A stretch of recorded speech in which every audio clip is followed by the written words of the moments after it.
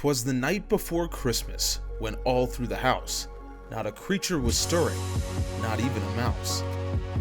The GAW wrestlers were asleep in their beds, thoughts of violence and championships running through their heads. From Asuka to Rousey, Uso to Black, whoever wins these matches will never look back. So gather your family, your friends, and your spouse, and come enjoy the world's best wrestling in GAW's house. Ladies and gentlemen, welcome to GAW Winterfest number 5 from Salt Lake City, Utah. As it always is, today will feature the 5th iteration of the GAW Christmas Party, as well as championship bouts galore, and Will Ospreay. This is an unexpected opening to this show. Will Ospreay making his way down to the ring. He, of course, has an Intercontinental Championship match with Matt Hardy of Alpha coming up later on. I wonder what he has to say now.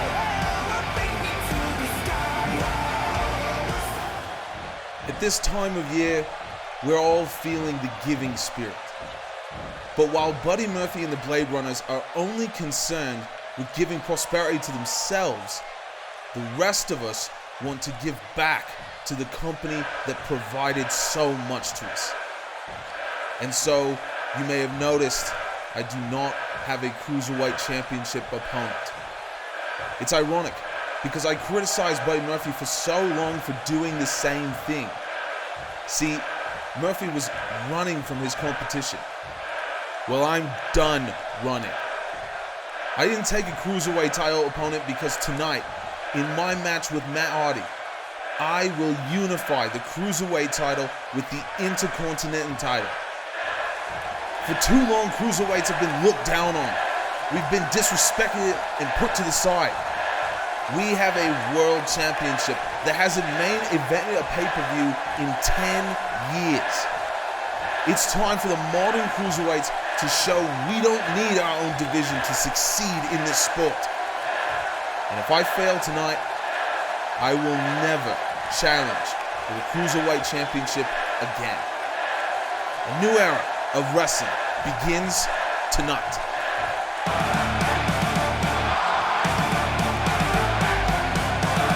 Wow, folks, this is unprecedented.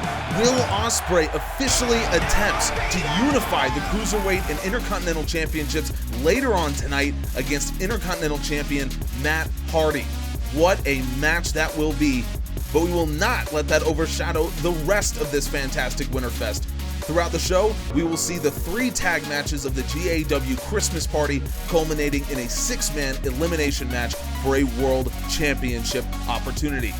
The Usos and the Lucha Brothers have gone back and forth for months without a decision, but that won't be an issue here, as the two teams race to escape the cage. And speaking of the cage, Ronda Rousey will defend her US title against Kacy Catanzaro in the first ever MMA rules match. 3 rounds, submission or knockout only, inside the cold steel. Can Catanzaro survive? Aleister Black defends his world title against the man he saved from an attack a couple weeks ago, as Keith Lee steps into the fold against Alpha's champion. And in our main event, the culmination of a brutal feud between 2 of the most dangerous women on the planet. And it takes place in their first official match in GAW. No holds barred, Asuka Luck and Kirifuda Clutch band, it's Asuka versus Baszler. This is shaping up to be a truly Christmas-worthy card. So let's get straight to our opening match. It's match 1 of the GAW Christmas Party.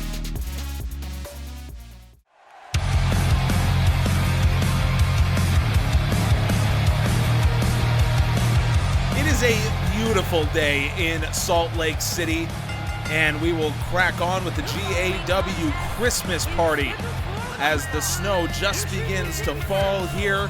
We're a couple days from Christmas Day, and so we are giving you a great present, starting with Cody Rhodes, who will be teaming with Kofi Kingston. This is the first time for either man in the GAW Christmas Party, and for Kingston, well, getting himself a world championship shot could very much reinvigorate his GAW run right now after he held the Intercontinental Championship for a while before Matt Hardy finally dethroned him.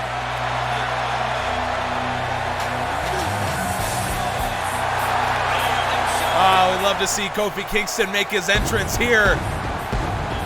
Yes. Bringing the pyro with him to Salt Lake City. This certainly is a present, no doubt about that. It is always a treat to watch Kofi Kingston compete, and with a world championship bout on the line, well,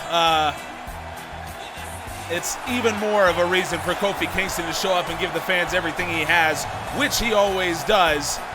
Man, I'm excited to see how he does today.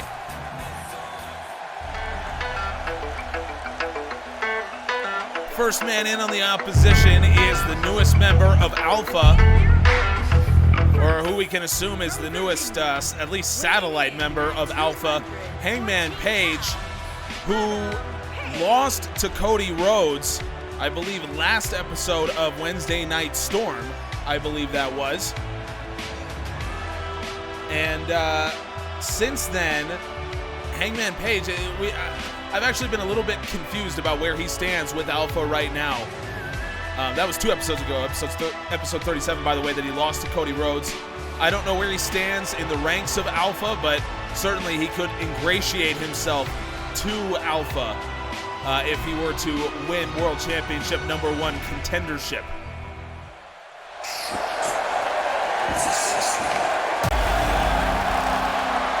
Joining him will be a man who is desperate for any kind of win that he can get. Adam Cole won the Intercontinental Championship from Bobby Lashley at Nitro 9 and has since gone on to hold an 0-6 record. 2 consecutive losses to Kofi Kingston to lose that belt, then a loss to Walter, then a loss to Jimmy Uso, then a loss to Edward Jack, and then a loss to Keith Lee. So this guy is looking desperately for a win, for something good to happen since Nitro 9, and this would certainly be a place to start, going up against the man who beat him twice in a row. Let's get on with the first of 3 GAW Christmas Party tag matches. Well, this is just a regular tag match here, no time limit, and the rules are simple. Score a pinfall or submission, and you will move on to the elimination match at the end of the show. Not the main event, but towards the end of the show, in the final in the final part anyway. And Cody Rhodes, again, going straight after Hangman Page. He did this earlier. Rhodes maybe looking to set up the crossroads, goes for the back waist lock, and Hangman Page able to get out of that one. Page now has Rhodes up, pile driver. I'm sure Hangman was excited to pull out one of those after Rhodes beat him earlier. Page maybe looking for that follow-away slam. Rhodes, I thought was looking for a crossroads, instead goes for the reverse DDT. Had him in position for the crossroads.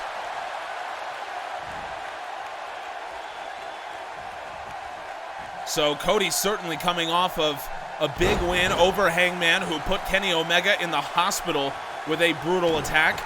Omega and Rhodes have been friends for some time, and so Cody Rhodes took it upon himself to get revenge for his fallen comrade.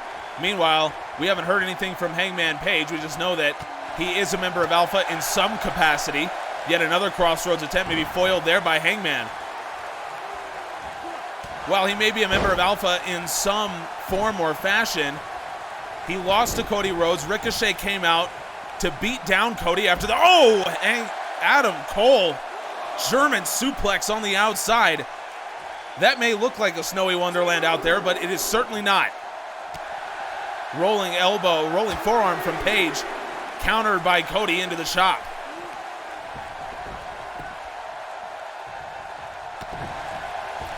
Nice boot there from Cody.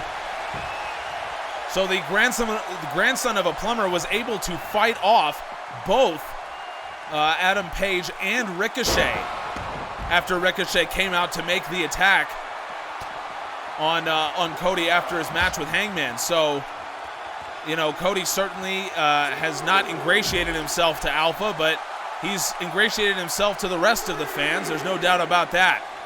Adam Page now with a Death Valley driver.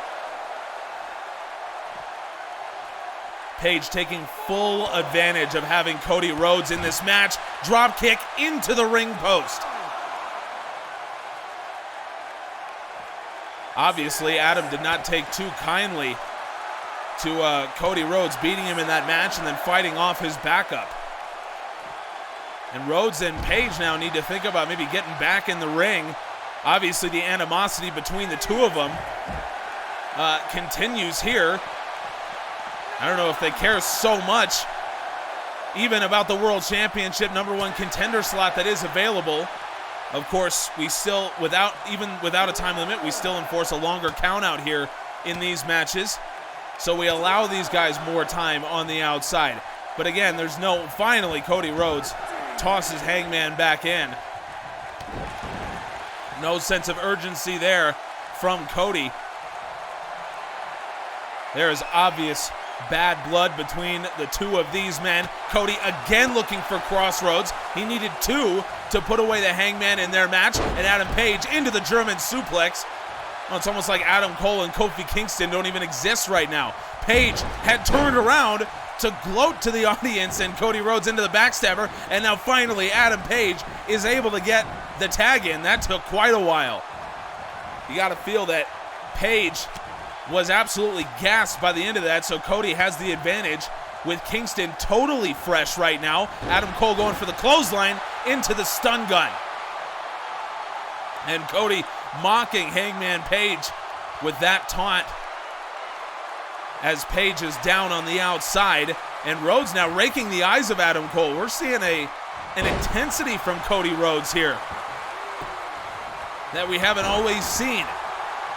Axe handle to the back from Adam Cole, and Cole is fresh in this match like Kingston. Cole now going for the cover, could earn a spot in that elimination match, and Rhodes kicks out. So now you got to think that Cody is got to be looking for a tag pretty immediately here. Hangman Page has made his way back to the apron, and Adam Cole actually turns around. Look at this, he's walking towards Kofi Kingston. Had a few words to say to him there, and it backfired. He waited too long. Cody Rhodes was able to get his wits about him, sends him back into the corner, and Rhodes now staring down Adam Cole. Again, this is just a different side of Cody Rhodes than what we've seen before. More intense. A little bit more of an edge to Cody. And look at this. He's just not doing anything. He's just staring down the former Intercontinental Champion. To be honest, I'm not sure why he isn't taking the tag. I think that would be nice. Adam Cole out of the corner. Rhodes is waiting for him. Crossroads. That was his plan the whole time. Cody Rhodes was going to wait for Adam Cole to get out of that corner. Rhodes now hooks the far leg. Kingston out to play defense. Cody Rhodes has won it. Kingston didn't even need to come in. This is the absolute insanity that you will see during the GAW Christmas Party. Wow. Cody Rhodes waited for all that time for Adam Cole to come out of the corner and just drops him with the crossroads. When it's all said and done, Cody goes wire to wire. Didn't even need Kofi Kingston. What a performance from Cody Rhodes. And you know what? We got to look at Cody Rhodes potentially as a guy that could be making a run here. I mean, he was 0-2 since Nitro 9 before that match with Adam Page, but this is a different side of Cody Rhodes than I have seen. And the grandson of a plumber is looking as good as he ever has, teaming with Kofi Kingston. Wow. So they're going to that elimination match where you want to talk about bad blood. Escape the Cage, Lucha Brothers versus Usos. That's next.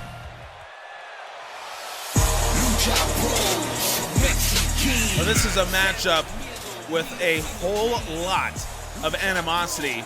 And finally, with the cage, hopefully we will see an end to this rivalry, which has been one of the most annoying things to watch because it's two of the best teams in the entire world, and yet the Usos cannot get the Lucha Brothers to play nice and get a finish. Now, granted, the Usos were the ones that took an intentional countout, but that was in protest of the Lucha Brothers' apparent affiliation with Alpha that we learned about earlier in Cyclone Denver.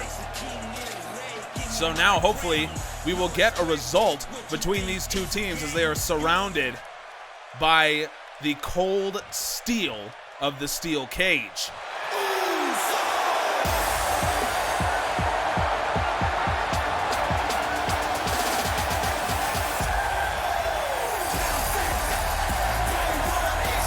Here come the GAW Tag Team Champions. They have held these belts since episode 7. We are now in episode 39. This is an incredible run for the Usos, their first as GAW Tag Team Champions, and they are not keen on letting it end here. They are keen on showing the Lucha Brothers anything the Luchas can do, the Usos can do better. And so if the Luchas want to escape a match, well, the Usos can do that better too. The Usos started this by intentionally taking a count-out victory over the Lucha Brothers at Cyclone Denver. Since then, we've seen attacks, we've seen disqualifications, we've seen crooked referees, and hopefully, finally, we will see a finish. The Tag Team Championships are on the line. Will that be the last time that Jay and Jimmy can hand those belts off?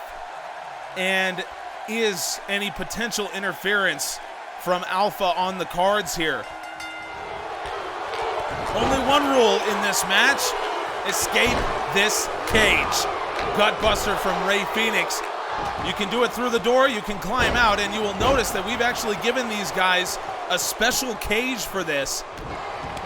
It is a little bit easier to climb, so it'll give guys an advantage there, but it also very much fits this this very physical and very how would you say, very intense rivalry that these two teams have been on, because this cage is much harder than your typical steel cage, one that you will see later on in the MMA rules match between Ronda Rousey and Kacy Catanzaro. That cage has some flex to it, and this cage does not. This cage is hard, it has no flex, and it certainly fits the way that these two teams feel about each other. Lucha Brothers had an advantage early on, and it looks like Jimmy and Jay Uso starting to get back into this match. Jimmy against Rey Fenix, Jay working against Pentagon. And Jimmy, big chop, Jay Uso, super kick to Pentagon. Not letting him up after that one, which is certainly what you need. This match honestly could go either way. These are two of the most athletic teams in GAW. Anything could happen here. There is no doubt about that. Jay Uso now is the first to try to test the waters, escaping this cage, and he's brought down the hard way. Pentagon admiring his handiwork, and now Rey Fenix is the one to try to get up. Now Fenix will certainly be using his speed to try to get up this cage. There is no doubt Fenix is one of the fastest competitors in GAW, and he's already scaled the top. Jimmy Uso sees what he's doing, and Jimmy now goes up to follow him. Smart here from Jimmy, as Rey Fenix had nearly gone over the top there.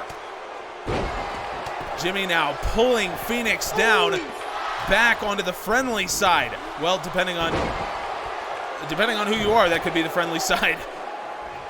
Jimmy and Fenix now battling it out on the top rope. That'll just give you an indication of how tough these guys are. Jimmy now sees an opportunity, but Pentagon saw him do it. Pentagon now over to stop half of the champions from getting out of this cage. Jimmy still working hard to get out here as Jay Uso has gotten to his feet, but Jimmy now hits the deck. Again, escape is the only way out. Now you could go out the door. We'll see if any of the competitors decide to go that route. seems the Usos now have the advantage, but look at this. Rey Fenix using some of that chain wrestling that he is actually very adept at. Jey Uso saw the danger of trying to climb out that way. He goes down, and now he has the upper hand on Pentagon. Jey Uso now, the champ, heading up top. Uso splash from the corner. Super kick from Jimmy. Beautiful combination from these two, but again, not letting their opponents up. They know that Rey Fenix and Pentagon have too much endurance to just be put down like that. Jey Uso now rammed Pentagon's head into the corner, and now both Jimmy and Jey will try to get out of this cage. No, actually, Jimmy decides instead to go right after Rey Fenix. Jey has made his way up to the top. Pentagon sitting on the top rope, and Pentagon has to bring Jey Uso back. Pentagon with the strikes into Jey Uso, who is perched on top of the cage. That can't be very comfortable, but Jey Uso kicks Pentagon up off the top rope. This could be the opening Jey Uso needs. Super kick from Rey Fenix, but both Pentagon and Fenix are up. No one's going after Jey Uso. What is the strategy here? Uso's on the other side. Jey Uso. Jey Uso's out. No one's going for him. Jey Uso has escaped. Now remember, both members of the team have to escape in order for it to be a legal win. Pentagon now with the half Nelson driver onto Jimmy Uso. Maybe this was the strategy the whole time. 2-on-1 is better than 2-on-2, and Pentagon now is able to start climbing. Big forearm from Jimmy. I don't know if he saw Pentagon trying to escape. Pentagon now making his way to the other side as Jimmy Uso has focused his attention on Rey Fenix. I wonder if the strategy here is the same. A 1-on-1 match is better than a 2-on-1, which he would be dragging Pentagon back into. You certainly can't question the logic of the champ. They've held these belts for months. It's 1-on-1. Pentagon has escaped. Each team has one member left. There will be no running from this, and I hope no interference from Alpha. Big scoop slam from Jimmy Uso, and Jimmy now is going to try to scale the cage to retain the titles. Rey Fenix up onto his feet. He sees what Jimmy is doing, and Fenix will go up there to chase him. All Jey and Pentagon can do is watch. Big kicks from Jimmy. Jimmy may have just put Rey Fenix down. Jimmy Uso, he is close to escaping. Now no movement from Rey Fenix. The Usos could miraculously retain these titles. I don't believe it, but I think they're about to. Against all the odds, with Alpha backing the Lucha Brothers, the Usos have retained.